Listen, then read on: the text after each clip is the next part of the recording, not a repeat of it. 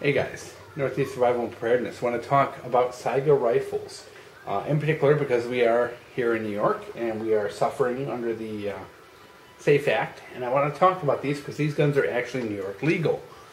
Initially when the law came out, I did not think these guns were going to make it. But they are back on the shelves and being sold. So I want to do a video and let you guys know that these are back on the market. They're selling from anywhere from $550 to about $1,000. They're available in 7.62x39, 223, 308, 545. There's a couple different varieties. Of course, it's New York, so you can only have the 10-round magazines now. You can't even, there's no point. There used to be a bullet guide you can install to make this take AK mags, but there's no point now because we can't own the we can't grandfather in 10 plus mags. However, if you really do want to be able to buy the cheap 10 round AK mags, you can still put the bullet guide in, but you are limited to those 10 round mags, which kind of stinks. But what are you going to do?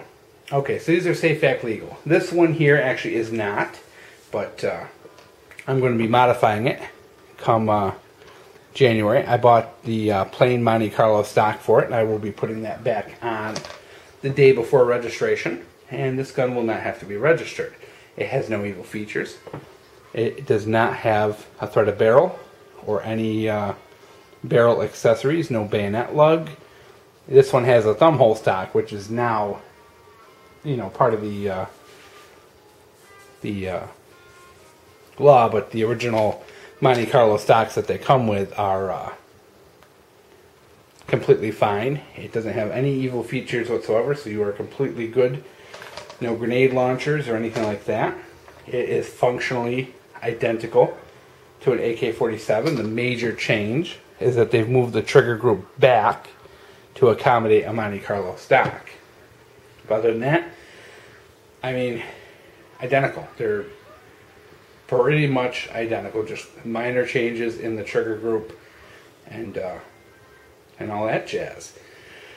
A lot of accessories you can get for these, hand guards, stocks, optics. Optics are very easy to put on with just a very, very simple side mount rail that you can put on. They're very accurate. Mine's a 2 MOA gun, no problem. Even on a bad day, it's still probably 3 MOA.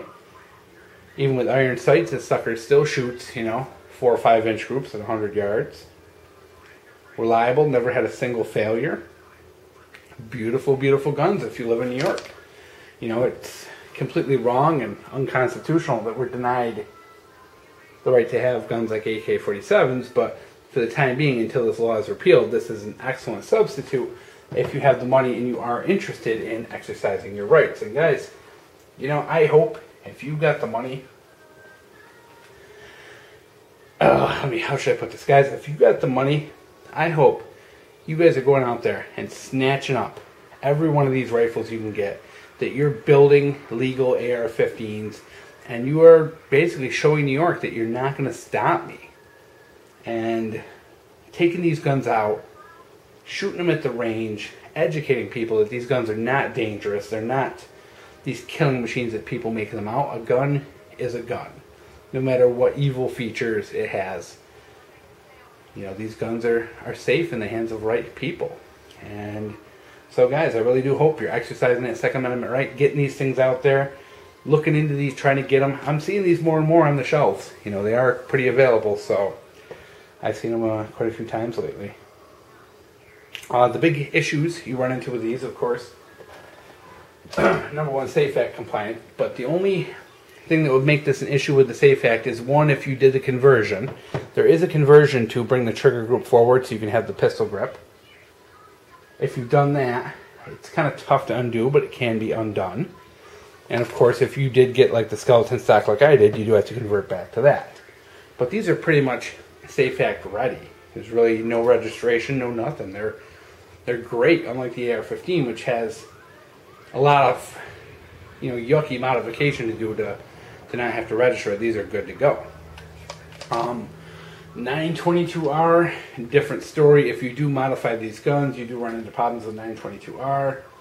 It's an insanely complicated law about altering imported rifles and is really a pain in the ass. So I'm not even going to get into it because it's so complicated, and you're better off just doing the research yourself if you are going to make some kind of a modification to the gun. But guys, this is out there. Like I said, these are available. 7.62x39, 223, 308, 545, different calibers. You can set this gun up like I am to make it an excellent 100-yard plinker at the range. You can leave the iron sights on or put a red dot on this thing and use it as a close combat weapon. These are excellent. They're durable. They're great. And you can legally own it in New York and California and pretty much all 50 states of the Union that it's allowed, you know, except for DC, you know. But here they are, guys. Buy them up. Enjoy them. I just want to make sure you guys know they're out there. I know there's a lot of people who don't, they've never even heard Saiga. They're new to firearms. They look at this and they see an AK-47. This is a Saiga. It's pretty much the same thing, different name. They're out there, and that's what you need to ask for when you go into the gun shows. Do you have a Saiga? That way you can get a hold of these things, maybe get one ordered for you. Exercise that right, guys, because we've got a long fight here ahead of us in New York, and the more of these that are out there doing good, the better off we are.